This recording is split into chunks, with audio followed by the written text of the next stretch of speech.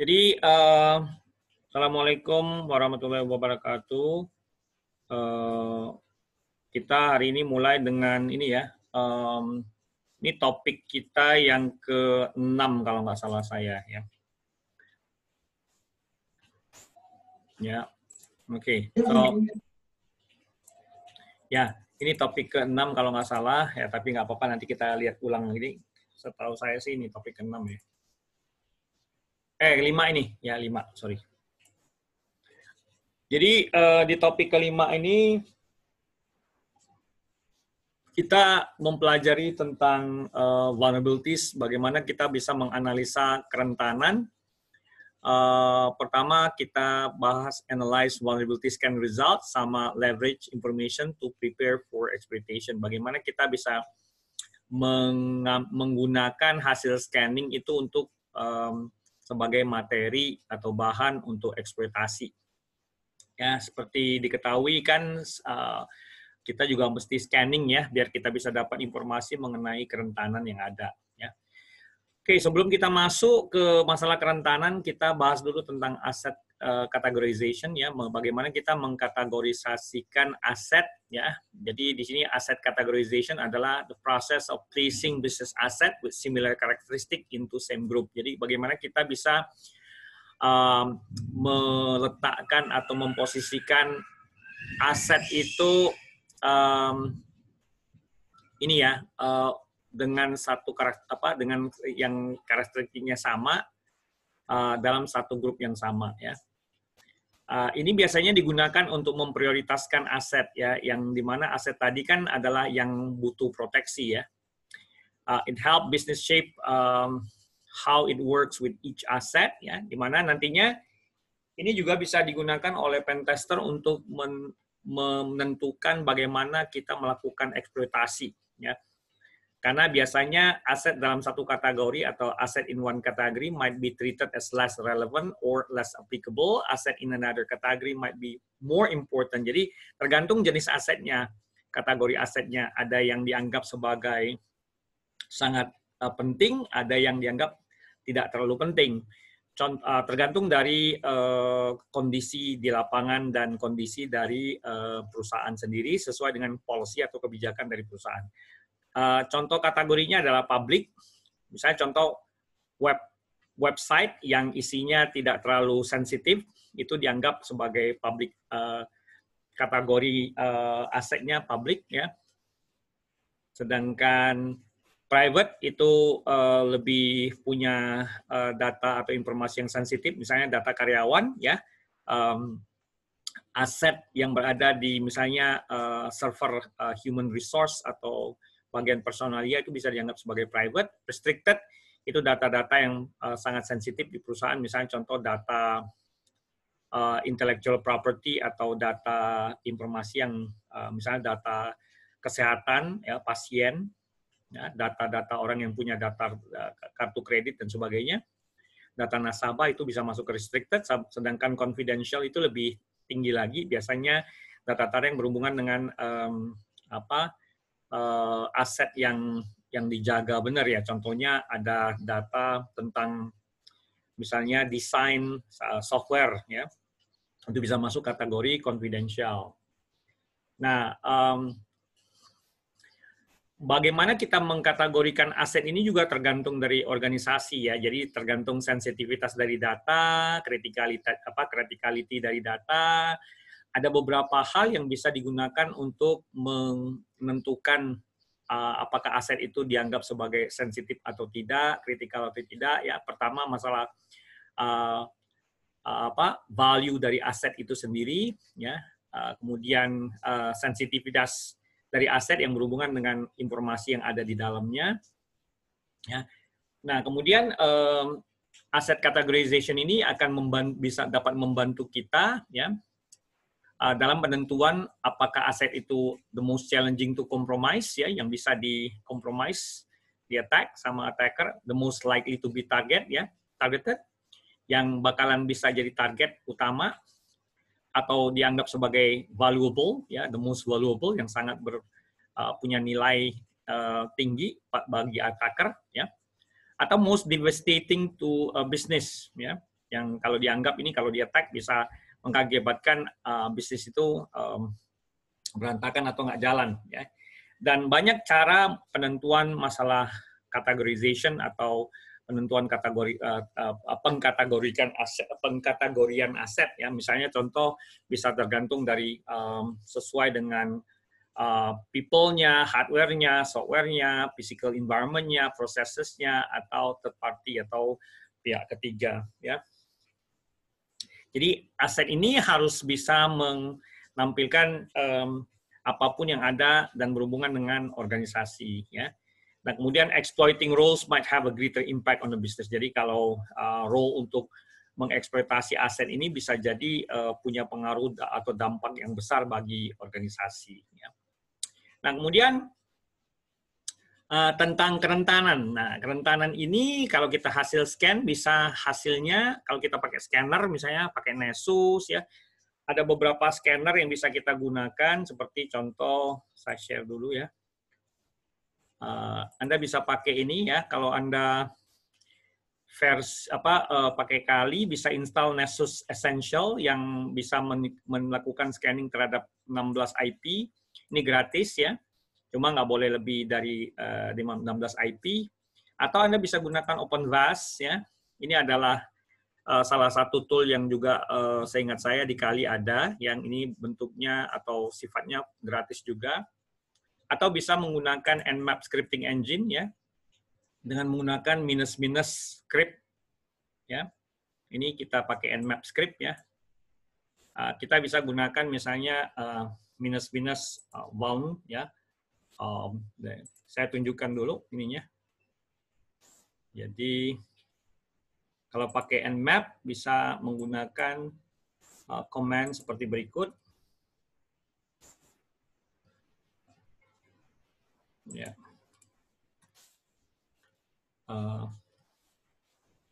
Ini saya udah pernah bahas di materi sebelumnya. Ya, ini saya masih Nessusnya masih jalan. Nah, ini bisa menggunakan command seperti yang udah pernah saya jelaskan sebelumnya. Misalnya dengan menggunakan command nmap, kemudian kita ini sync scan dengan version detection, kemudian operating system detection, kemudian script, ya, script wound, nah, kemudian baru targetnya.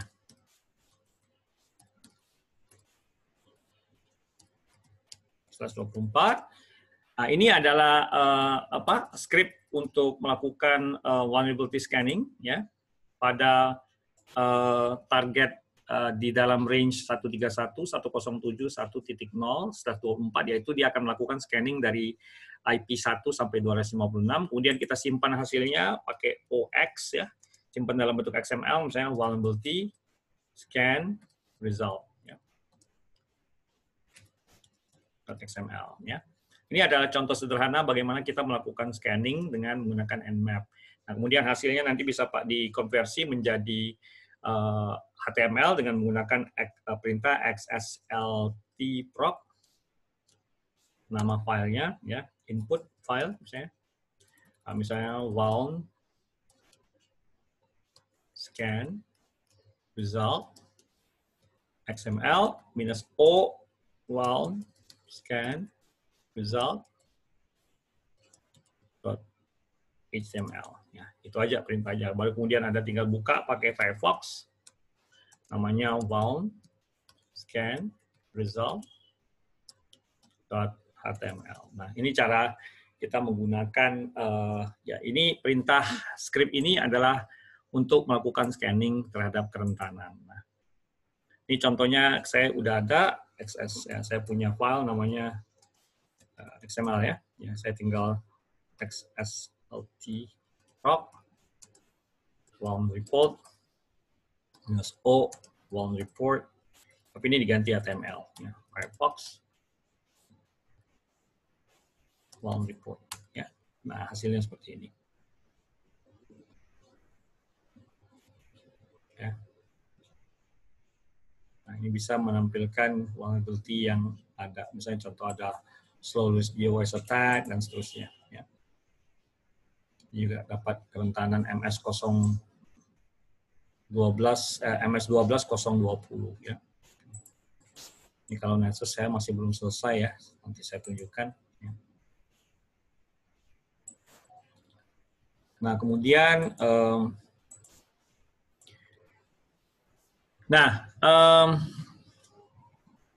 ini semua dengar ya? Semua dengar ya? Dengar, Pak. Dengar, Pak. Dengar, Pak. Ya, soalnya sunyi saya pikir nggak kedengaran. Oke, saya lanjutin ya. Nah, jadi dari hasil scan tadi kita bisa ngelihat ada beberapa nanti hasilnya kita bisa tampilkan ada beberapa hasil yang mungkin itu false positif. Artinya alarmnya ada misal alarmnya berbunyi tapi nggak ada. Misal contoh kita bilang dalam kondisi misal kebakaran, alarmnya berjalan tapi nggak ada api ya. Nah, ini disebut dengan false positif atau false alarm. Contohnya banyak sih sebenarnya. Nah, ada beberapa reason atau alasan kenapa bisa false positif. Pertama, mungkin vendor may be trying to make their product looks better. Ya, jadi maksudnya vendor itu sengaja bikin seolah-olah produknya ini bagus sekali. Ya, padahal sebenarnya hasilnya nggak terlalu benar.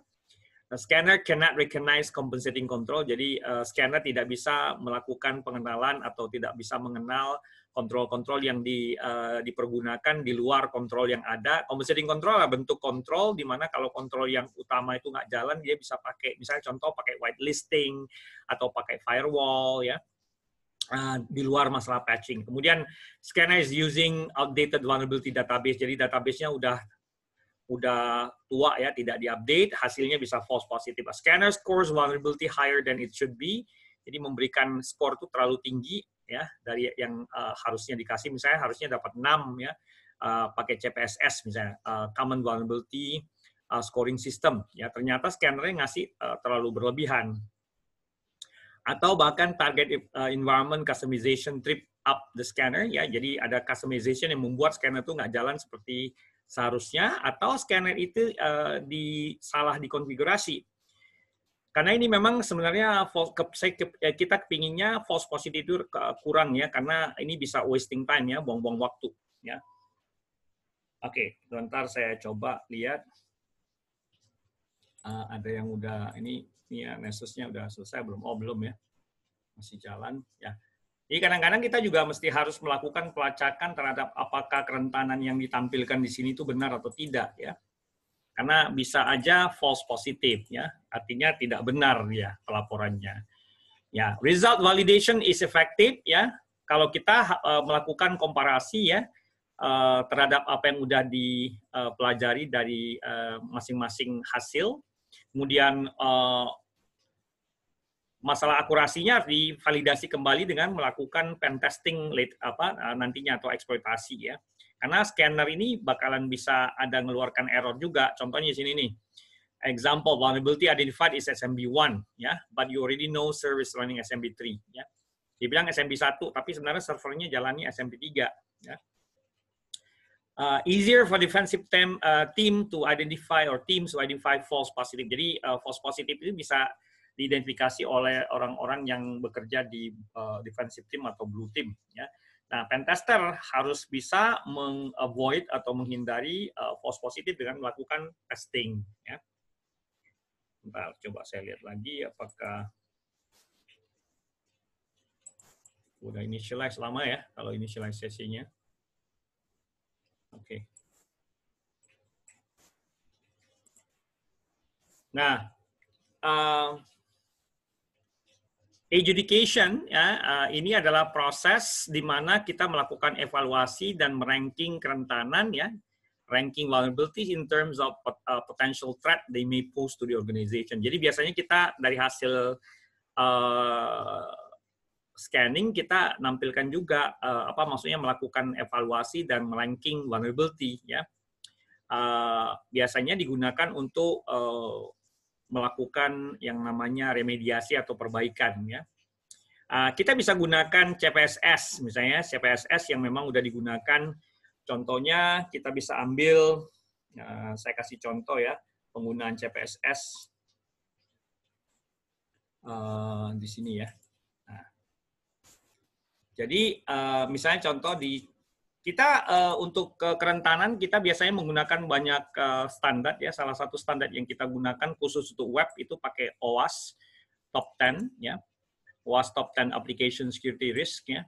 Nah, di OWASP juga udah ada ininya, udah ada rankingnya ya. Nah, misalnya injection ya. Biasanya ada ratingnya, udah disetel ya. Kalau misalnya nggak dapatkan ratingnya, kita bisa ngambil misalnya contoh ada injection. Ini sama dengan yang namanya SQL injection di CWE. Nah, kita juga menggunakan yang namanya CWE ya, common weakness enumeration, di mana kalau injection itu sama dengan command injection atau SQL injection CWE 89. Kita bisa lihat di sini ya. 89 ini ya. Nah, jadi selain menggunakan OWASP, kita juga bisa menggunakan ini CWE ya, yang menampilkan CWE ini improper neutralization of special element used in SQL command atau disebut dengan SQL injection. Nah, di sini kita bisa coba saya lihat ini ada scoring guys ya. Kalau nggak salah saya sudah ada skornya di sini dia.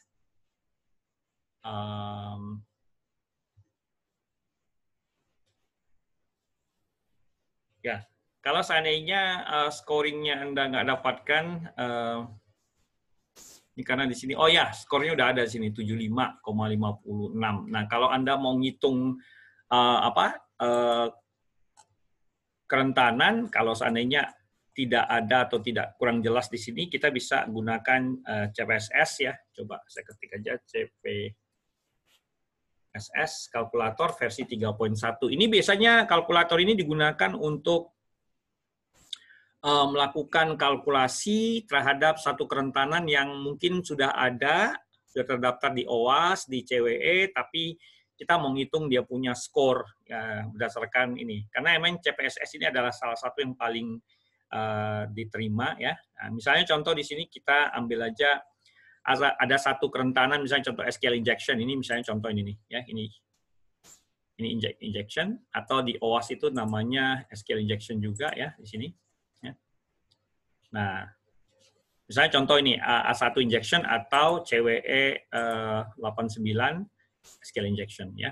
Nah, kita bisa ngitung misalnya ini ada exploitability metric, misalnya contoh apakah vulnerability itu bisa dieksploitasi via network, misalnya ya SQL injection ya misalnya contohnya. Attack complexity-nya orang nggak perlu harus punya kemahiran atau nggak perlu harus ada special access condition ya, anggap aja low ya. Privilege required-nya kita nggak butuh privilege ya, jadi unauthorized attacker atau anonymous juga bisa melakukan attack ya. Kemudian UI-nya perlu ada user interaction, nggak perlu misalnya. Oh, misalnya diperbolehkan juga ya misalnya required ya nggak apa-apa, kita ambil aja required, jadi butuh requirements, jadi si user harus melakukan sesuatu ya, atau nggak melakukan sesuatu juga bisa ya, misalnya attacker nggak perlu harus, maksudnya user nggak perlu harus buka aplikasi ya, kita bisa attack dari luar. Scope-nya ini biasanya berhubungan dengan apakah bisa berakibat resources yang sama kena atau bahkan yang lain bisa kena, misalnya unchange ya. Kalau seandainya change ini bisa sampai ke luar-luar ya, maksudnya efeknya bisa menyebar, misalnya change. Confidentiality metric-nya ini berhubungan dengan CIA ya, jadi kalau misalnya contoh impact-nya adalah high di confidentiality, impact-nya high di integrity, tapi tidak berimpact di availability, nah ini nanti langsung keluar skornya. Skor sekarang subscore-nya adalah 10 ya. Nah, kalau mau nambahkan bisa tambah yang lain misalnya ya. Tapi yang paling umum sih yang dipakai adalah base score ya. Karena base score ini kalau seandainya misalnya contoh ini saya change to required ya, dia akan turun ya 9,3 ya. Itu adalah penggunaan CPSS yang digunakan untuk menghitung tingkat kerentanan dari sisi scoring supaya nanti bisa diprioritaskan. Oke.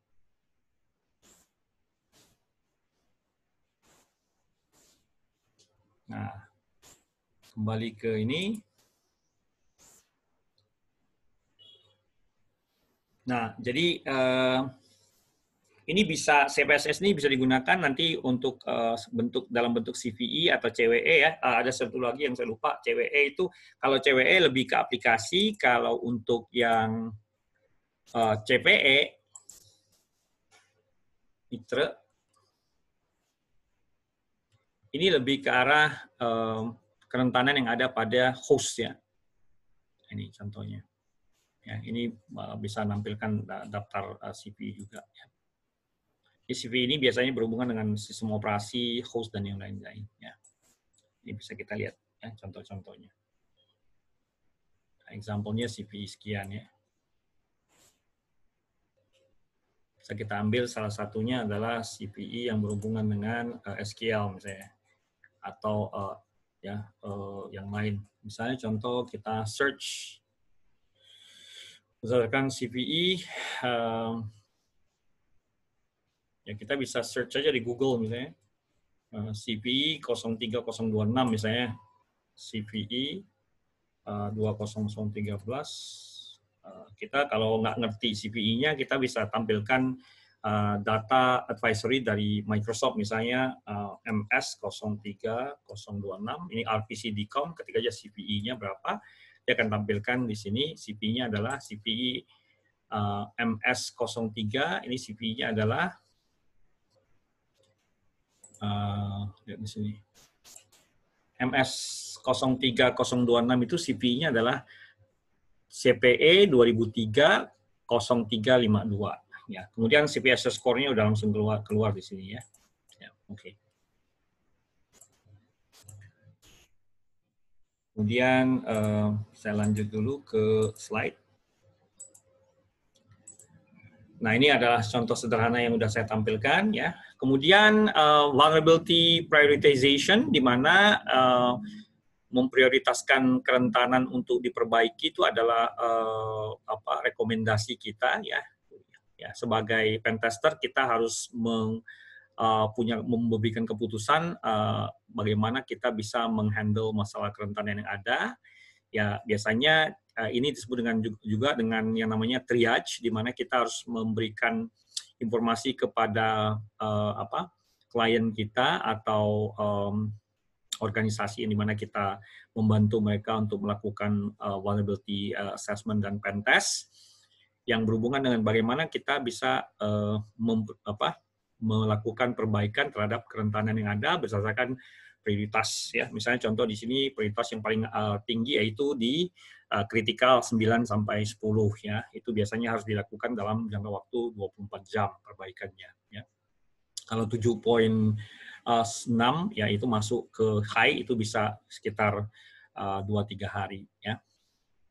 Jadi critical vulnerabilities may have highest priority ya, karena ini gampang dieksploitasi dan punya impact yang sangat besar ya. Nah, kemudian untuk memprioritaskan penanganan satu kerentanan itu tidak harus selalu berdasarkan threat rating, bisa juga berdasarkan hal yang lain. Misalnya contoh dari hasil eksploitasi dan impact. Ini contohnya di sini adalah domain control compromise has severe consequences but may be difficult ya. Jadi ini nggak terlalu harus dikasih kritikal karena kan untuk melakukan penetrasinya nggak gampang ya, melakukan eksploitasinya tidak gampang. Jadi kita bisa turunkan kritikal ke high atau medium ya. Nah, kemudian juga prioritization itu berdasarkan juga bisa diputuskan berdasarkan dari cost of mitigation atau mitigation cost, di mana untuk memperbaiki kerentanan itu nggak gampang, nggak semua bisa di patching ya. Jadi kadang-kadang mereka nggak terlalu berpikiran untuk melakukan patching, tapi mungkin mereka akan mempertimbangkan masalah ya mendingan terima adalah ini ya risk-nya ya.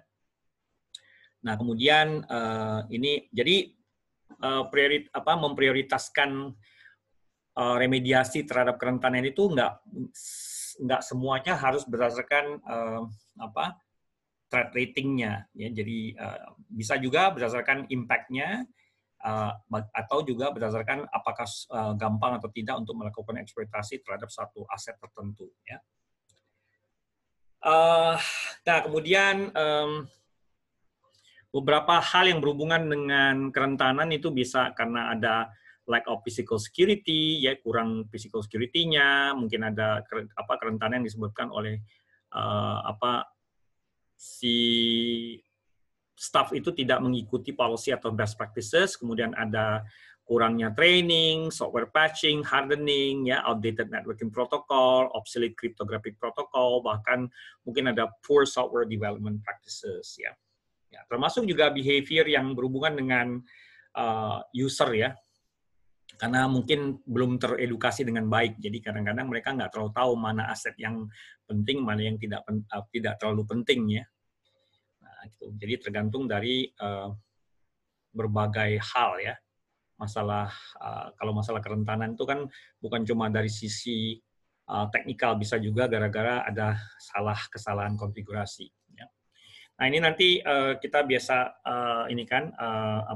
melakukan summary bahwa yang namanya hasil scan itu tidak selalu benar, selalu kita pastikan bahwa kita melakukan validasi terhadap hasil dari scan dengan menggunakan misalnya teknik pentestnya, eksploitasinya. Jadi kemungkinan besar ada potensi buat scanner itu memberikan hasil false positif. Jadinya perlu validasi. Ya, saya sangat sarankan untuk melakukan validasi dengan berbagai cara, mungkin search di internet atau melakukan testing atau bahkan melakukan perbandingan antara hasil satu scanner dengan scanner yang lain. Misalnya contoh saya pakai scannernya Nessus, kemudian juga ada pakai misalnya OpenVAS. Nah, ini bisa kita komparasi biar kita nggak bingung yang apakah ini false positif atau tidak. Kemudian untuk ranking kita disarankan menggunakan CPSS, ya. Tapi juga ada hal yang lain ya Anda bisa gunakan, misalnya contoh ini tadi mudah-mudahan Nessus-nya udah oke. Kalau Anda lihat hasil dari Nessus, ya, ini saya login aja udah bisa. Ini misalnya di local scan, ini ada berbagai ada hasil, ya. Nah, ini hasil biasanya meskipun ada tulisan kritikal, ya, ini kan bisa ada mix, ya. Ini biasanya kita disarankan untuk melakukan validasi ulang, ya. Kalau yang kritikal kita coba klik aja, ya. Mix, ya, di sini. Nah, ini sangat disarankan untuk melakukan membandingkan hasil ini, ya, dari Nessus misalnya dengan OpenVAS atau yang lain, ya, atau mungkin dari hasil Nmap ada tulisan MS012-022. Nah, kita bisa cek ada nggak ini nih MS12-022 misalnya. Tadi berapa sih? MS12-020 misalnya. Nah, ini ternyata ada, ya. Berarti bisa kita yakinkan bahwa kerentanan ini emang ada, ya. Nah, selain itu juga saya sarankan untuk menggunakan ini juga salah satu yang saya dapat pelajari dari Bugcrowd, di mana Bugcrowd itu mengeluarkan yang namanya vulnerability rating taxonomy, ya. Nah, karena kadang-kadang metodologi yang digunakan oleh mereka itu maksudnya masing-masing perusahaan itu kan beda, ya. Nah, ini enak nih, dia pakai priority 1, priority 2, ya, jadi P1, P2, P3, P4 sampai ke P5, ya. Nah, ini karena kerentanan yang ada itu cukup lengkap, ya. Misalnya contoh kalau kita dapat SQL injection itu bisa masuk ke misalnya ini server side injection, specific vulnerability-nya SQL injection. Nah, ini bisa masuk ke P1. Atau misalnya ada cross-site scripting di sini, atau bahkan ada remote code execution bisa masuk sini, ya. Ini P1 juga. Atau misalnya ada misconfiguration di server, misalnya contoh ada weak password misalnya, ya. Sensitive data exposure, weak password reset implementation, ini bisa masuk P2, ya, P2. Ya. Ini juga sangat disarankan untuk digunakan, ya, Bugcrowd vulnerability taxonomy, ya, karena memang mereka udah punya taksonomi sendiri dan gunakan untuk melakukan memprioritaskan, ya, lebih ke arah memprioritaskan perbaikan, ya, remediasi atau disebut dengan triage, ya, di mana kita memprioritaskan berdasarkan hasil scanning dan kemudian melihat dampaknya, ya. Oke, saya kembali dulu ke slide. Ya, juga threat ranking bisa digunakan, bisa menginfluence how you prioritize vulnerability. Jadi berdasarkan impact, berdasarkan seberapa critical aset yang ada, ease of exploitation, dan beberapa hal yang lain yang bisa digunakan untuk memprioritaskan perbaikan dari kerentanan yang ada. Ya, bahkan di sini juga ada beberapa contoh kerentanan yang ada berdasarkan berbagai hal ya, contohnya kayak tadi itu adalah weak password dan seterusnya. Ya. Ada yang berasal dari teknikal, ada yang tidak berasal dari teknikal. Ya. Nanti kita lakukan ada waktu ya. Nah, kemudian untuk mapping kita ada mapping ya. Vulnerability mapping adalah the act of recognizing connection between vulnerability and its associated target. Ya, termasuk person-nya, prosesnya, device-nya, dan kemudian juga bisa memberikan satu reference gimana kita melakukan attack teknik atau eksploitasi. Misalnya contoh, more comprehensive dan single scan result. Ini bisa dari beberapa hasil scan, dan kemudian mungkin bisa kita juga mapping berdasarkan kerentanan yang ditemukan, kerentanan baru yang kita temukan di satu target atau di beberapa target tertentu. Termasuk juga kalau ingin melakukan eksploitasi terhadap yang berbentuk non-teknikal seperti phishing dan sebagainya. Ini lebih ke arah bagaimana kita melakukan tactical untuk sebelum melakukan eksploitasi, karena setelah vulnerability scanning, vulnerability identification, kita harus melakukan eksploitasi atau penetration. Ya. Nah, kemudian untuk activity priorities ini biasanya memberikan prioritas ke aktivitas yang nantinya bisa menghasilkan hasil yang baik ya. Contohnya day to day-nya ada investigation ya, termasuk juga melakukan best practices seperti managing red team ya, termasuk juga beberapa hal yang lain ya.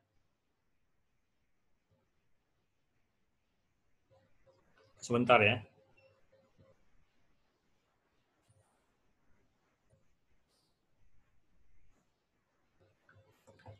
Ya, kemudian juga biasanya kalau aktivitas ini kita biasanya memprioritaskan sesuai dengan kebutuhan dari pentester sendiri ya. Misalnya melakukan aktivitas yang butuh waktu lama, contohnya melakukan information gathering. Ya. Nah, ini kita sambung dulu. Beberapa attack techniques yang nantinya bisa digunakan yaitu common type of attack seperti social engineering, denial of service. Ini tergantung dari kebutuhan ya. Kadang-kadang di denial of service juga nggak boleh. Command injection, code injection, ya, session hijacking, credential reuse, brute forcing, dan beberapa attack yang lain ya, yang mungkin bisa berhubungan dengan social engineering juga. Ya. Termasuk melakukan ya attack yang berhubungan dengan web application, Wi-Fi, dan beberapa yang lain. Jadi tergantung dari target kita. Ya. Nah, kemudian nanti di bagian pen testing, di eksploitasi, baru kita akan belajar mengenai beberapa jenis exploit dan payload. Ya.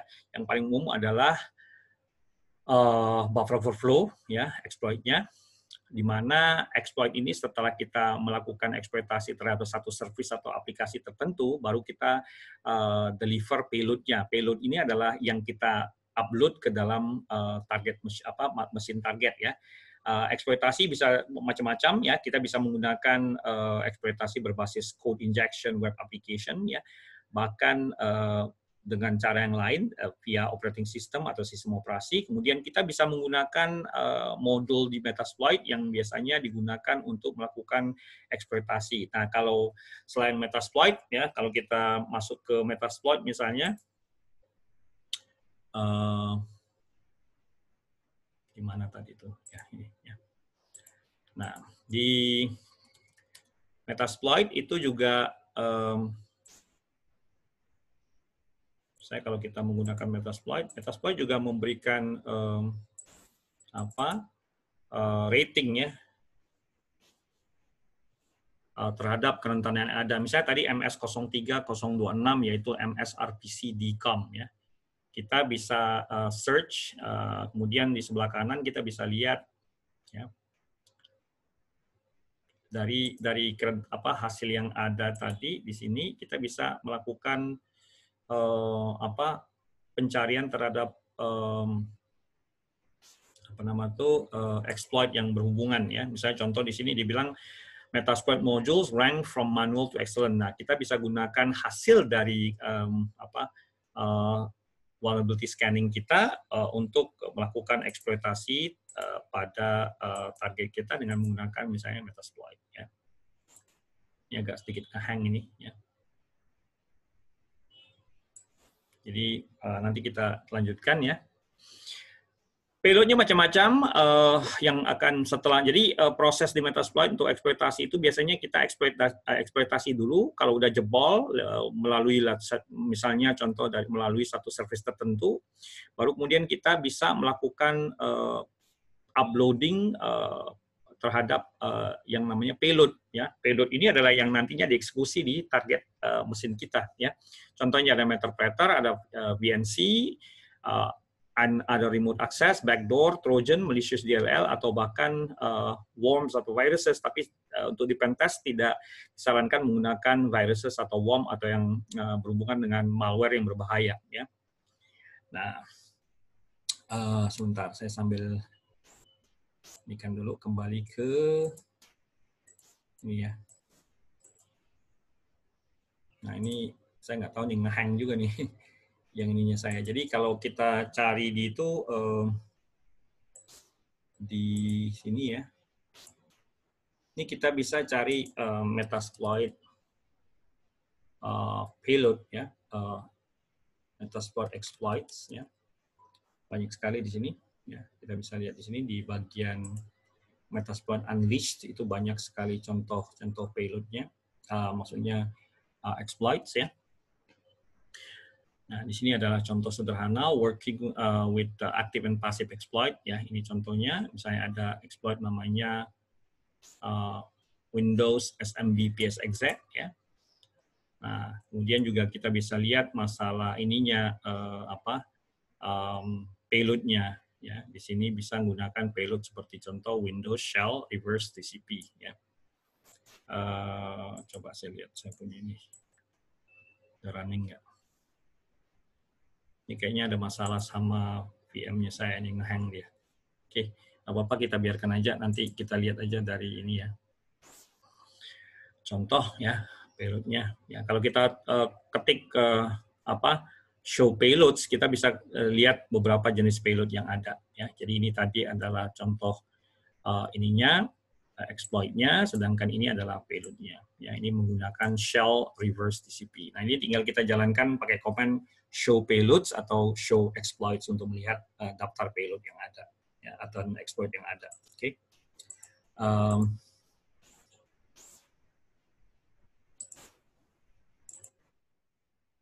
Nah, kemudian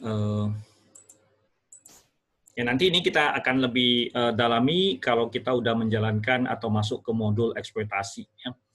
Jadi tergantung payload apa yang akan kita deliver, ini biasa juga kita juga bisa melakukan delivery terhadap payload dengan dipotong payloadnya dipecahkan yang disebut dengan stager. Ya, stager ini memecah payload menjadi kecil-kecil supaya biasanya digunakan untuk membypass deteksi dari IDS misalnya. Ya. Nah, kemudian juga bisa cross-compiled code yang bisa Anda gunakan, ya. Code that has been compiled into executable on one platform, but is designed to run on different platform. Ya. Misalnya contoh Anda bisa gunakan exploit yang ada di, misalnya di sini.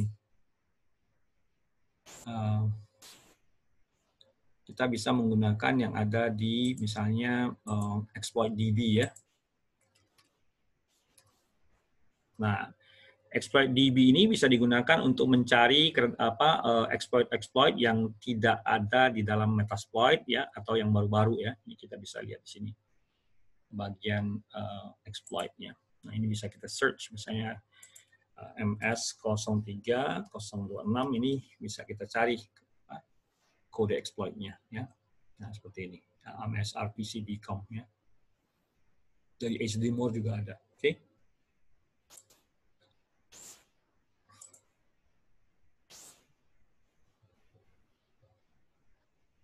Nah, kemudian Anda bisa melakukan modifikasi terhadap exploit dengan menggunakan macam-macam tool ya. Contohnya di sini ada Immunity Debugger, Android Debug Bridge, Java Debugger, sama Mona.py adalah yaitu Mona.py ini adalah Python script yang digunakan untuk melakukan modifikasi terhadap exploit ya.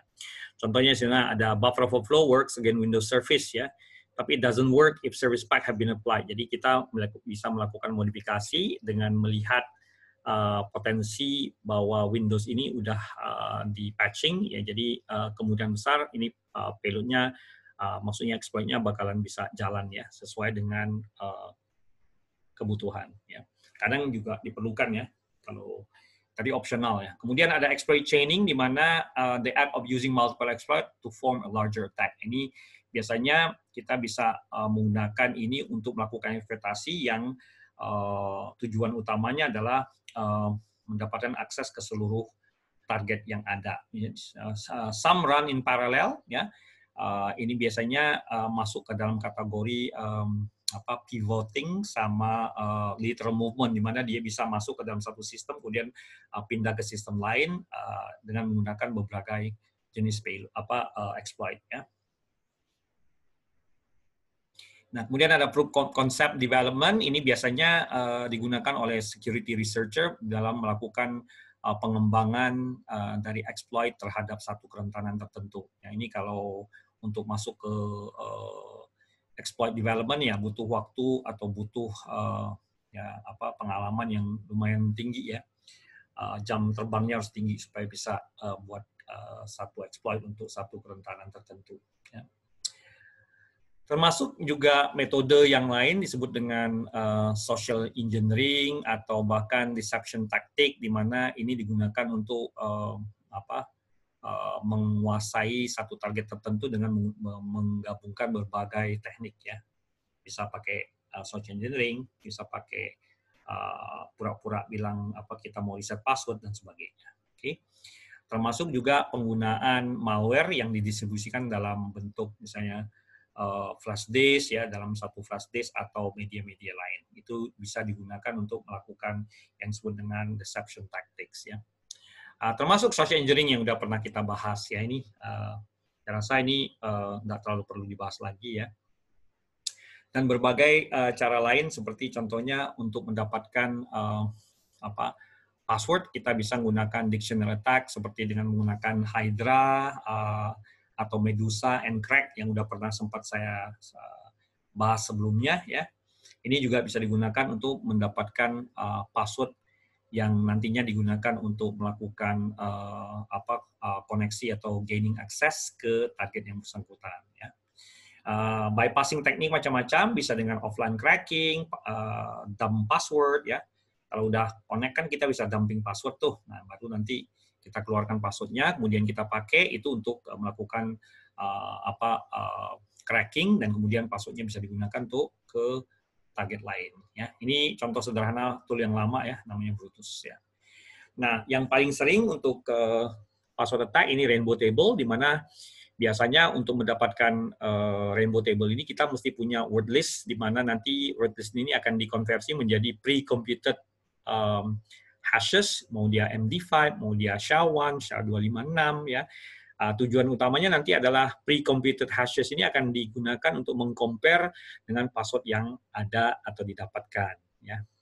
Lebih ribet sih ya, karena butuh rainbow table yang bisa sampai ukurannya gigabyte ya, bahkan terabyte.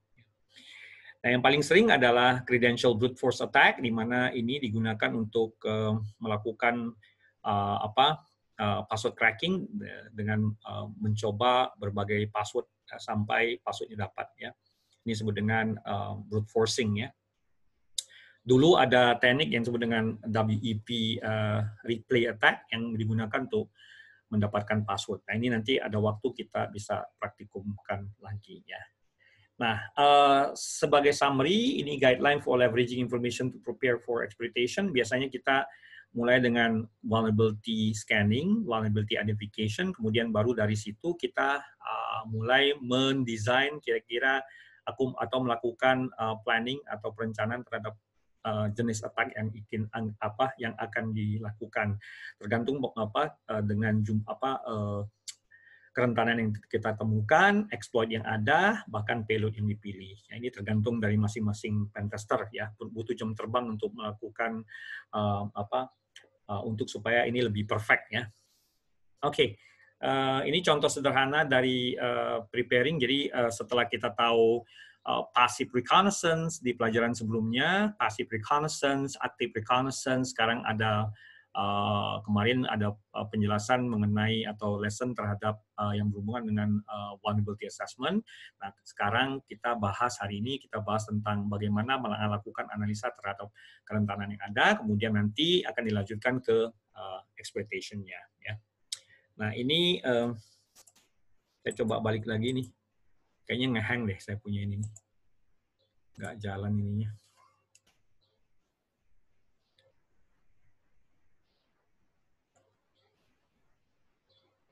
Oke.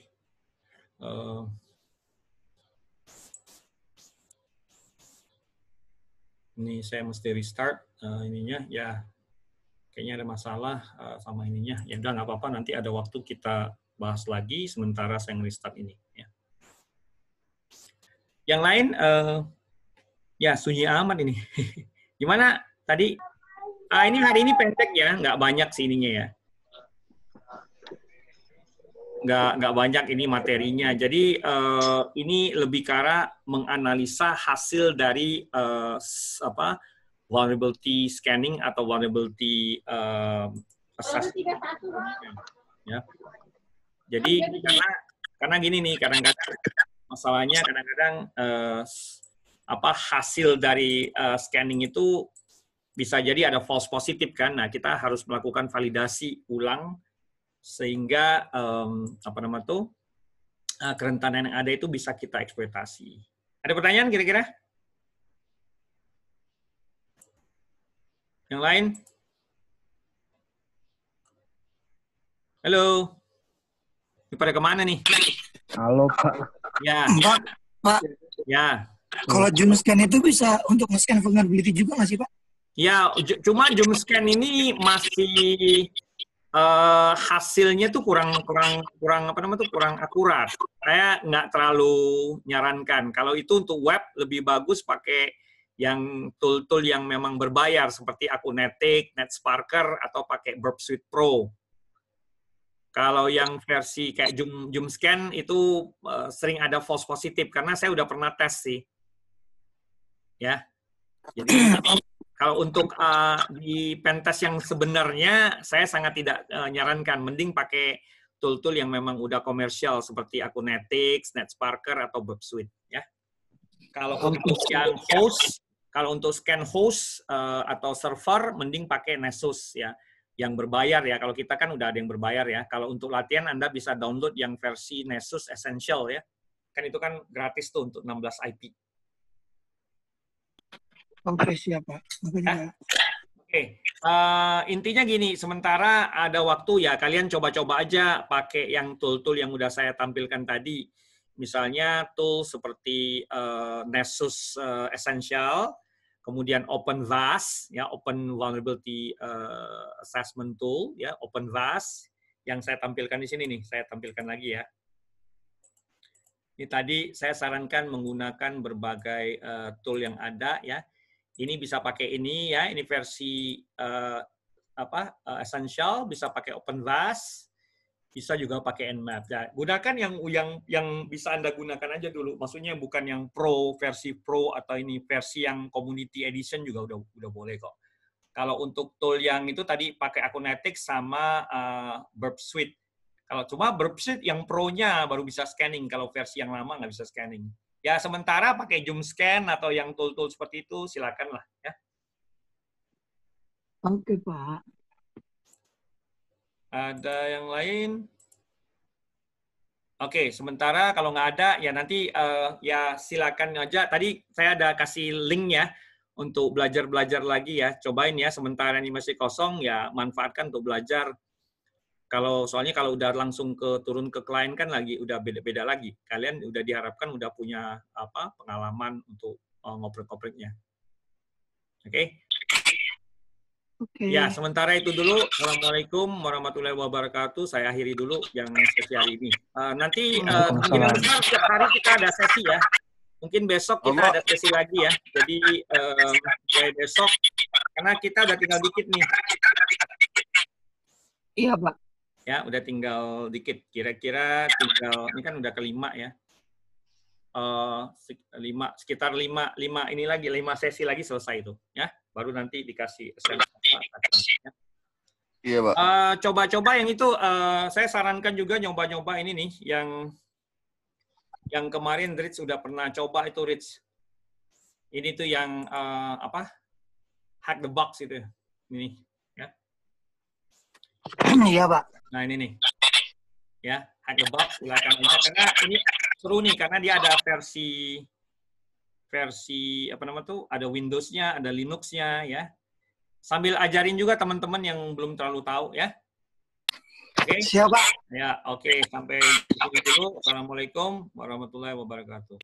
Waalaikumsalam.